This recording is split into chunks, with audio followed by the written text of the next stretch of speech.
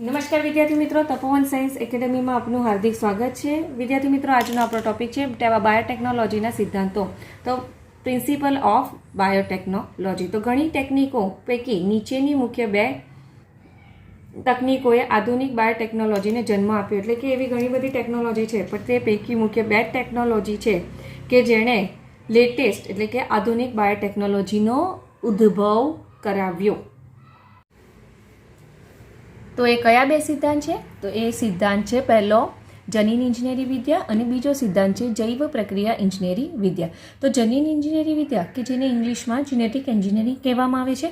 તો આ ટેકનોલોજી દ્વારા આનુવંશિક દ્રવ્યોના રસાયણમાં પરિવર્તન પ્રેરીને તેને યજમાન સજીવમાં પ્રવેશ કરાવીને યજમાન સજીવના બાહ્ય સ્વરૂપ પ્રકારમાં ફેરફાર પ્રેરવામાં આવે છે.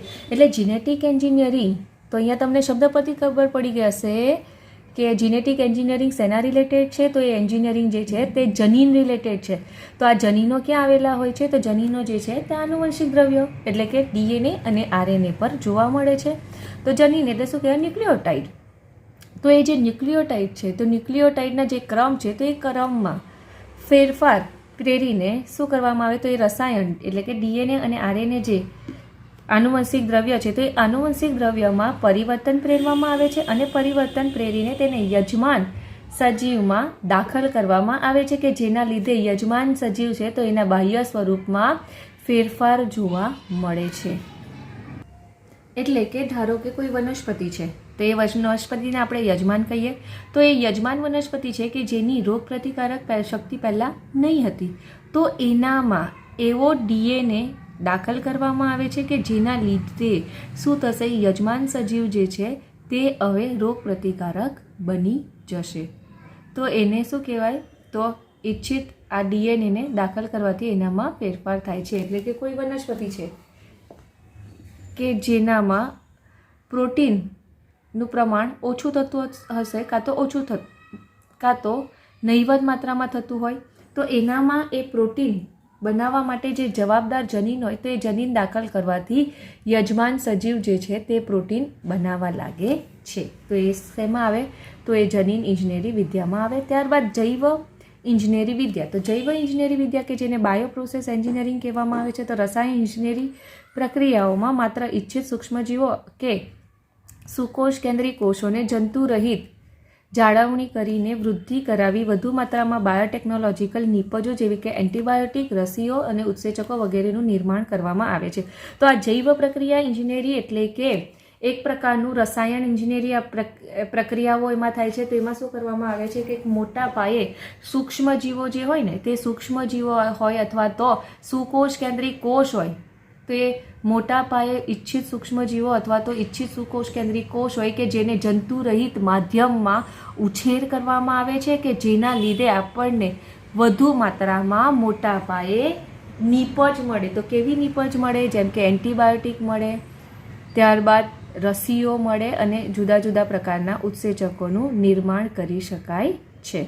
પરંતુ એક કન્ડિશન એવી હોય કે આ જે ઈચ્છિત સૂક્ષ્મજીવો અને સુકોષ કેન્દ્રી કોષ એનો ઉછેર કેવા માધ્યમમાં કરવાનો? જંતુરહિત એટલે કે એમને ઇન્ફેક્શન નહીં થાય એવા જંતુરહિત માધ્યમમાં એમનો ઉછેર કરવાનો હોય છે. નહીં તો શું થશે કે આપણને જે પ્રોડક્ટ જોઈએ ને તો એના સિવાયની ભલતી જ પ્રોડક્ટ મળી જાય. જેમ કે આપણે ખબર જ છે પેનિસિલિન ફૂગ છે, તો એમાંથી પેનિસિલિયમ ફૂગ છે કે જેમાંથી આપણને પેનિસિલિન એન્ટીબાયોટિક મળે છે. તો આ પેનિસિલિયમ ફૂગને મોટા પાયે ઉછેર કરવામાં આવે છે જંતુરહિત માધ્યમમાં અને એમાંથી આ બાયોટેકનોલોજીકલ પ્રોડક્ટ એટલે કે પેનિસિલિન એન્ટીબાયોટિક મોટા પાયે મેળવવામાં આવે છે. તો એને શું કહેવાનું? તો એને જૈવ પ્રક્રિયા ઇજનેરી કહેવામાં આવે છે. સંભવતઃ તમે અલિંગી પ્રજનનની સાપેક્ષમાં લિંગી પ્રજનનના ફાયદા વિશે જાણતા જ હશો. હા, તમે જાણતા જ હશો. કેમ ટીચર આવું બોલે છે? તો એનું મેઇન રીઝન એ છે કે તમે અલિંગી પ્રજનન અને લિંગી પ્રજનન ના તફાવત વિશે તો ભણી ગયા છે કે અલિંગી પ્રજનન કોને કહેવાય અને લિંગી પ્રજનન કોને કહેવાય. તો અલિંગી પ્રજનનમાં શું થશે કે અલિંગી પ્રજનન કે જેમાં પેઢી દર પેઢી આનુવંશિક દ્રવ્ય એટલે કે ડીએનએ અને આરએનએ કેવું હોય એક જ પ્રકારનું સેમ જળવાઈ રહેશે. એમાં કોઈ પણ પ્રકારના ચેન્જીસ જોવા મળશે નહીં, સિવાય કે કદાચ કોઈક કારણોસર વિકૃતિ આવે તો જ, અધરવાઇઝ એનામાં ભિન્નતા કોઈ પણ સંજોગોમાં જોવા મળશે નહીં. પરંતુ લિંગી પ્રજનનનો શું ફાયદો? તો લિંગી પ્રજનનમાં ભિન્નતાના ચાન્સીસ જોવા મળે છે. કેમ જોવા મળે છે? કારણ કે લિંગી પ્રજનન કે જેમાં 2 સજીવોનો સમાવેશ થાય છે અને 2 સજીવો છે તો બંને સજીવો શું કરશે? જન્યુઓનું નિર્માણ કરે. જન્યુઓના નિર્માણ દરમિયાન વ્યતિકરણ થાય અને એ વ્યતિકરણને પરિણામે શું થાય? જનીનોની ફેરબદલી થવાની શક્યતા રહે અને જનીનોની ફેરબદલી થાય કે જેના પરિણામે સંતતિ જે છે તે પિતૃ કરતાં અલગ જોવા મળશે. તો આ બેઝિક મેઇન ફાયદા છે લિંગી પ્રજનનમાં. તો લિંગી પ્રજનન અજોડ આનુવંશિક વ્યવસ્થાના સંયોજનની રચના તથા ભિન્નતા માટે તકો પૂરી પાડે છે. એટલે લિંગી પ્રજનનમાં શું થશે કે આનુવંશિક દ્રવ્ય છે તો આનુવંશિક દ્રવ્યના સંયોજનોની જે રચના છે તે રચનામાં ફેરફાર બી થઈ શકે છે કે જેના લીધે ભિન્નતા જોવા મળશે. તો આ ભિન્નતા જે છે તે કેટલાક સજીવ તથા વસ્તી માટે ફાયદાકારક હોઈ શકે. જેમ કે આપણે કહીએ છીએ કે ભિન્નતા થઈ હશે કે જેના લીધે આપણું નિર્માણ થયું છે અને ભિન્નતા થયું જેના લીધે વસ્તીમાં નવા નવા સજીવો અસ્તિત્વમાં આવ્યા. જો ભિન્નતા જ ન હોતે અને બધાનું જ આનુવંશિક દ્રવ્ય એક જ પ્રકારનું હોતે તો પૃથ્વી પર જોવા મળતા સજીવો કેવા હોતે? બધા એક જ પ્રકારના હોતે. પરંતુ બધા જે છે ઇવન આપણે મનુષ્યની વાત કરીએ તો બધા જ મનુષ્ય કંઈ એક જ સરખા દેખાતા નથી. કેમ? કારણ કે એની માટે જવાબદાર લિંગી પ્રજનન છે કે જેના લીધે એક જ વસ્તીમાં રહેતા જે સજીવો છે તે અલગ અલગ જોવા મળે છે. બધાના જ કંઈ કલર એક જ સરખા નથી હોતા, વાળનું બંધારણ એક સરખું નથી, બધામાં જ ભિન્નતા જોવા મળે છે. તો અલિંગી પ્રજનન આનુવંશિક માહિતીને પરિરક્ષિત કરી પેઢી દર પેઢી જાળવી રાખે છે, જ્યારે લિંગી પ્રજનન દ્વારા ભિન્નતા ઉદ્ભવે છે.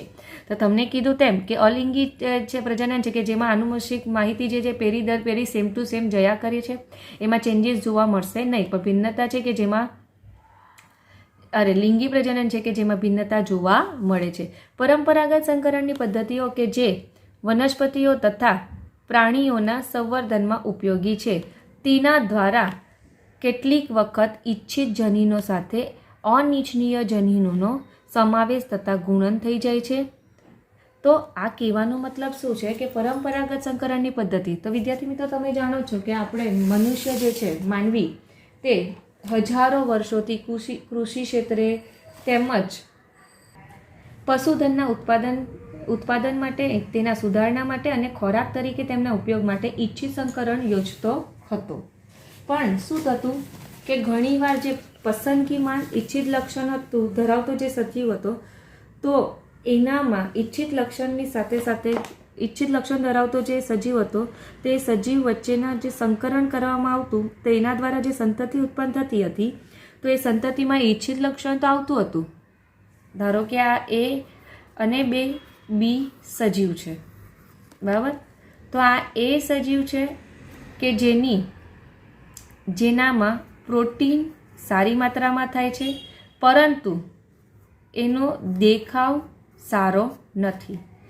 જ્યારે એનું સંકરણ આની સાથે કરાવવામાં આવ્યું ને તો આ જે બી જાતિ છે કે જેનો એમ જોવા જાય કે જેનામાં રોગ પ્રતિકારક શક્તિ સારી છે. તો આ બંને સજીવો વચ્ચે સંકરણ કરાવવામાં આવતું હતું. તો શું થતું? ઈચ્છિત લક્ષણ તરીકે સંતતિમાં પ્રોટીન જોઈએ છે અને રોગ પ્રતિકારક શક્તિ જોઈએ છે, બરાબર? પરંતુ આ એ અને બી સજીવો વચ્ચે સંકરણ કરાવવામાં આવતું, આ બે ઈચ્છિત લક્ષણોની સાથે સાથે દેખાવ જે સારો ન હતો તો એ દેખાવ સારો ન હતો એ લક્ષણ પર સંતતિમાં આવી જાય છે. તો આ દેખાવ સારો ન હોવો એ અનિચ્છનીય લક્ષણ છે. તો આવી રીતે જે પરંપરાગત પૂર્વજો આપણા કરતા તે પૂર્વજોની જે સંકરણની પદ્ધતિ હતી તો એમાં આવી મર્યાદા જોવા મળતી હતી કે ઘણીવાર આવી રીતે આ પ્રોટીન અને રોગ પ્રતિકારક જે ઈચ્છિત લક્ષણો છે તો એ ઈચ્છિત લક્ષણોની સાથે ઘણીવાર અનૈચ્છિક લક્ષણો જે છે તે પણ સંતતિમાં ઉતરી આવતા હતા. પણ આ જનીન ઇજનેરી વિદ્યા કે જેના દ્વારા આ મર્યાદા જે છે તેને દૂર કરી શકાય છે. તો આ જનીન ઇજનેરી વિદ્યામાં શું કરવામાં આવશું તો એના આપણે જે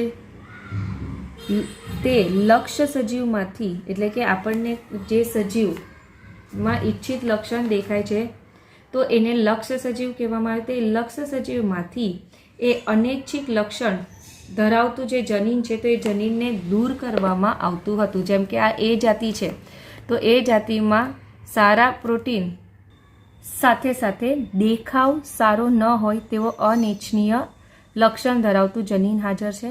તો આ જનીન જેનેટિક એન્જિનિયરિંગની મદદથી શું કરવામાં આવતું કે આ જે સારી પ્રોટીન ધરાવતું જે જનીન છે તો એની સાથે જે દેખાવ સારો ન હોય તો એ જનીન આવતું હોય તો આ દેખાવ સારો ન હોય તેવું જનીન છે તો એ જનીનને ઓળખવામાં આવતું અને એ જનીનને દૂર કરી દેવામાં આવતું હતું. પણ એ પોસિબલ ક્યારે થયું? તો એ પોસિબલ ત્યારે થયું કે જ્યારે જીનેટિક એન્જિનિયરિંગ બ્રાન્ચનો વિકાસ થયો. તો આવી રીતે ઈચ્છિત લક્ષણ ધરાવતું જે સજીવ છે તો એ સજીવમાંથી આ બિનજરૂરી લક્ષણ ધરાવતું જે જનીન છે તો એ જનીનને અલગ કરવામાં આવતું હતું. તે કોના લીધે પોસિબલ થયું? તે પોસિબલ થયું જીનેટિક એન્જિનિયરિંગના લીધે. તો ઉપરયુક્ત ક્ષતિઓ દૂર કરવા માટે જનીન ઇજનેરી વિદ્યામાં જનીન ક્લોનિંગ અને જનીન સ્થળાંતરનો ઉપયોગ કરી પુનઃ સંયોજિત ડીએનએનું નિર્માણ કરવામાં આવતું છે. તો જનીન ક્લોનિંગ કોને કહેવાય? જનીન ક્લોનિંગ એટલે કે ઈચ્છિત લક્ષણ ધરાવતું જે સજીવ છે ઈચ્છિત લક્ષણ ધરાવતું જે સજીવ છે તો એ સજીવમાંથી ઈચ્છિત લક્ષણ ધરાવતો જે ડીએનએનો ટુકડો છે તો એ ડીએનએના ટુકડાને લેવામાં આવતો અને એની ઘણી બધી કોપી તૈયાર કરવામાં આવે તો એને જનીન ક્લોનિંગ કહેવામાં આવે છે. ફરી પાછું એકવાર કહું છું કે ઈચ્છિત લક્ષણો ધરાવતો જે ડીએનએ છે તો એ ડીએનએને યજમાનમાંથી લેવામાં આવતું અને એની લેબમાં ઘણી બધી એક સરખી કોપી તૈયાર કરવામાં આવે છે તો એ કોપીને ડીએનએ ક્લોનિંગ કહેવામાં આવે છે. ત્યારબાદ જનીન સ્થળાંતર એટલે શું કહેવાય કે જનીનને ટ્રાન્સફર કરવા એટલે કે ઈચ્છિત લક્ષણ ધરાવતા જે જનીન છે તો એ જનીનને ટ્રાન્સફર કરવા તો એને જનીન સ્થળાંતરણ કહેવામાં આવે છે. તો હવે શું થશે? પુનઃ સંયોજિત ડીએનએ એટલે શું કહેવાશે? તો પુનઃ સંયોજિત ડીએનએ એટલે કે કોઈ એક જાતિ છે અથવા તો બે વિવિધ જાતિના સજીવો છે તો એ એક જાતિ અથવા તો બે વિવિધ જાતિના સજીવના કોષના ડીએનએના ટુકડાને જોડીને તૈયાર કરવામાં આવતો જે ડીએનએ છે તો એને પુનઃ સંયોજિત કહેવામાં આવે છે. જેમ કે ધારો કે આ એ જાતિ છે તો આ એ જાતિનો ડીએનએનો ટુકડો છે અને આ બી જાતિના ડીએનએનો ટુકડો છે. તો આ એ અને બી જાતિના જે ડીએનએના ટુકડા છે કે બંને ઈચ્છિત લક્ષણો ધરાવે છે તો આ બંને ઈચ્છિત લક્ષણો ધરાવતા જે ડીએનએના ટુકડા છે તો એને જોડીને જે નવો ડીએનએ રેડી કરવામાં આવે છે તો એને શું કહેવામાં આવે છે? તો એને પુનઃ સંયોજિત એટલે કે ફરી પાછો સંયોજાયેલો ડીએનએ કહેવામાં આવે છે. તો આવી રીતે જનીન ક્લોનિંગ અને જનીન સ્થળાંતરણ એટલે કે જનીનની ફેરબદલી દ્વારા બરાબર. જનીન ક્લોનિંગ એટલે કોપી બનાવવાની અને અહીંયા જનીનોની ફેરબદલી કરવી એનું સ્થળાંતર કરવું તેના દ્વારા પુનઃ સંયોજિત ડીએનએનું નિર્માણ કરવામાં આવે છે. તો જનીન સ્થળાંતર શું થશે કે જે બિનજરૂરી ડીએનએ હોય ડીએનએ પર આવેલા જે જનીન હોય તેને કાઢવામાં આવે અને એના સ્થાને જે જરૂરી હોય તે જનીનને દાખલ કરવામાં આવે તો એને જનીન સ્થળાંતરણ કહેવામાં આવે છે કે તેના દ્વારા નવો પુનઃ સંયોજિત ડીએનએનું નિર્માણ કરી દેવામાં આવે છે. જેનાથી શું થશે કે જેના લીધે અનિચ્છનીય જનીનોને બાકાત રાખીને એક અથવા તો એકથી વધુ ઇચ્છનીય જનીનોને અલગ તારવીને લક્ષ્ય સજીવમાં દાખલ કરી શકાય છે. એટલે કે આ જે પુનઃ સંયોજિત કરેલો ડીએનએનો ટુકડો છે કે જેને યજમાનમાં હવે દાખલ કરવામાં આવે છે અને યજમાનમાં શું થશે? એ લક્ષણોની અભિવ્યક્તિ થશે. શું તમે જાણો છો કે જે ડીએનએનો ટુકડો વિજાતીય સજીવોમાં સ્થળાંતરિત કરવામાં આવે છે તો તેનું ભવિષ્ય શું? દેટ મીન્સ કે આપણે આ જે પુનઃ સંયોજિત ડીએનએ બનાવેલો છે તે પુનઃ સંયોજિત ડીએનએ આપણે વિજાતીય એટલે કે યજમાનમાં આપણે દાખલ તો કરી દઈએ તો દાખલ થયા બાદ એની અભિવ્યક્તિ કેવી રીતે થશે? એ યજમાનના ડીએનએના ટુકડા સાથે જોડાશે કે ન જોડાશે? કારણ કે જોડાશે તો જ એની અભિવ્યક્તિ શક્ય બનશે. તો એ દાખલ કરેલો જે ડીએનએનો ટુકડો છે તે ડીએનએના ટુકડાનું ભવિષ્ય શું એવું તો તમને વિચાર આવ્યો જ હશે. તો મોટા ભાગે આ ડીએનએનો ટુકડો સજીવના બાળકોષમાં સ્વયંજનન પામવાની ક્ષમતા ધરાવતો નથી. એટલે કે આ જે પુનઃ સંયોજિત ડીએનએ નો જે ટુકડો છે તે પોતાની જાતે સ્વયંજનન પામી. સ્વયંજનન એટલે શું કહેવાનું? પોતાના જેવી સેમ કોપી બનાવવી. બરાબર. તો સ્વયંજનન એક પ્રક્રિયા છે. એ પ્રક્રિયા કે જેના દ્વારા શું થાય? સેમ ટુ સેમ બીજો ડીએનએ બનાવવો. તો આ જે પુનઃસંયોજિત ડીએનએ છે, તો પુનઃસંયોજિત ડીએનએમાં એવી કેપેબિલિટી નથી કે સ્વયંજનન કરી શકે. પણ એ સ્વયંજનન ક્યારે કરી શકે? કે જ્યારે એ ગ્રાહી જનીનો સાથે જોડાઈ જાય. ગ્રાહી એટલે કે યજમાનના જે જનીનો છે, તો યજમાનના જનીનો સાથે જોડાઈ જશે અને ત્યારે તે વિભાજન પામીને યજમાન ડીએનએ સાથે આનુવંશિક બની જાય છે. હવે યજમાનના સ્વાભાવિક છે. આ જે વિદેશી ડીએનએનો ટુકડો છે, તો વિદેશી ડીએનએનો ટુકડો, આ વિદેશી ડીએનએનો જે ટુકડો છે તે યજમાનના શરીરમાં દાખલ થાય. યજમાનના શરીરમાં દાખલ થાય અને યજમાનના ડીએનએ સાથે જોડાઈ જાય. યજમાનના ડીએનએ સાથે જોડાઈ જાય, દેટ મીન્સ કે હવે એનો એક ભાગ બની જાય છે. આપણે જે સ્ટોરી સાંભળેલી તેમ દૂધમાં સાકર ની જેમ પારસીઓ ભળી ગયા, એવી રીતે એમ કે આ જે વિદેશી ડીએનએ છે તે યજમાનના ડીએનએ સાથે જોડાઈ જશે અને પછી યજમાનના ડીએનએનો જ એક ભાગ બની જશે, જેના લીધે પછી એ સ્વયંજનન પણ કરી શકશે અને એ લક્ષણોની અભિવ્યક્તિ પણ કરી શકશે. પણ આવું કેમ થાય છે? આ જાતે જ કેમ નથી કરી શકતો? એને કેમ યજમાન સાથે જોડાવવું જ પડે છે? એવું તો યજમાન પાસે શું છે કે યજમાન સ્વયંજનન પામી શકે? કારણ કે યજમાન પાસે પણ છે તો ડીએનએ જ ને.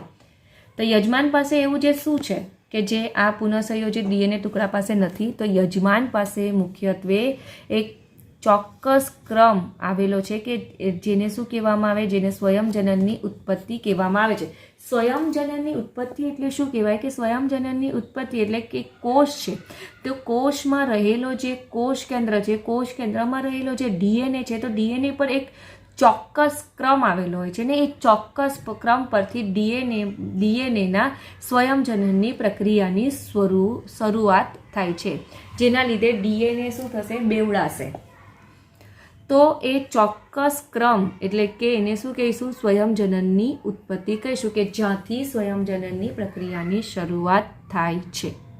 તો યજમાન પાસે આ સ્વયંજનનની ઉત્પત્તિ છે, જેના લીધે એ સ્વયંજનનનો પ્રારંભ કરી શકે છે. જ્યારે આ વિદેશી ડીએનએના ટુકડા પાસે એ વસ્તુ નથી. તો આ માટે વિદેશી ડીએનએના ટુકડાએ કમ્પલસરી ગુણન પામવા માટે યજમાન સાથે જોડાવવું બહુ જરૂરી છે. એ વિદેશી ડીએનએનો ટુકડો કે જે યજમાનના રંગસૂત્ર અથવા તો એના રંગસૂત્રનો ભાગ બનશે તો જ એ ગુણન પામશે. તો આ રીતે વિદેશી ડીએનએના સ્વયંજનનની ઉત્પત્તિ સાથે જોડાય છે. આથી આ વિદેશી ડીએનએનો ટુકડો યજમાન સજીવમાં આપમેળે સ્વયંજનન એટલે કે ગુણન પામી શકે છે અને ગુણન પામીને સેમ ટુ સેમ બીજો ડીએનએ બનાવશે. તો સેમ ટુ સેમ એની કોપી બનાવે તો એ કોપીને શું કહેવાય? તો ક્લોનિંગ કહેવામાં આવે છે. અથવા તો કોઈ ટેમ્પલેટ ડીએનએની એક સરખી અનેક નકલોનું નિર્માણ પણ કરી શકાય. ટેમ્પલેટ ડીએનએ એટલે શું કહેવાય? તો ટેમ્પલેટ ડીએનએ એટલે કે ધારો કે આ એક ડીએનએ છે કે જેના પરથી નવા ડીએનએનું નિર્માણ થાય છે. તો આ જે જૂની ડીએનએની શૃંખલા છે કે જેના પરથી નવા ડીએનએની શૃંખલાનું નિર્માણ થાય છે, તો આ જૂની ડીએનએની જે શૃંખલા છે જેને ટેમ્પલેટ શૃંખલા કહેવામાં આવે છે. જેમ કે આપણે એમ કહીએ ને, જેમ કે જનરલી છોકરીઓની એવી આદત હોય કે ટેલર પાસે જાય અને એમ ફોટો બતાવે કે મને આવી સેમ ટુ સેમ પેટર્ન જોઈએ. તો એ સેમ ટુ સેમ પેટર્ન જોઈએ તો તમે જે ફોટો બતાવો તેને શું કહેશો? ટેમ્પલેટ. બરાબર ને? એવી સેમ ટુ સેમ પેટર્ન બની જાય દરજી દ્વારા, તો એને એની નકલ કહેવામાં આવે છે. આના પછીનો જે છે ટોપિક પેરેગ્રાફ એ આપણે નેક્સ્ટ લેક્ચરમાં કન્ટિન્યુ કરીશું. Thank you.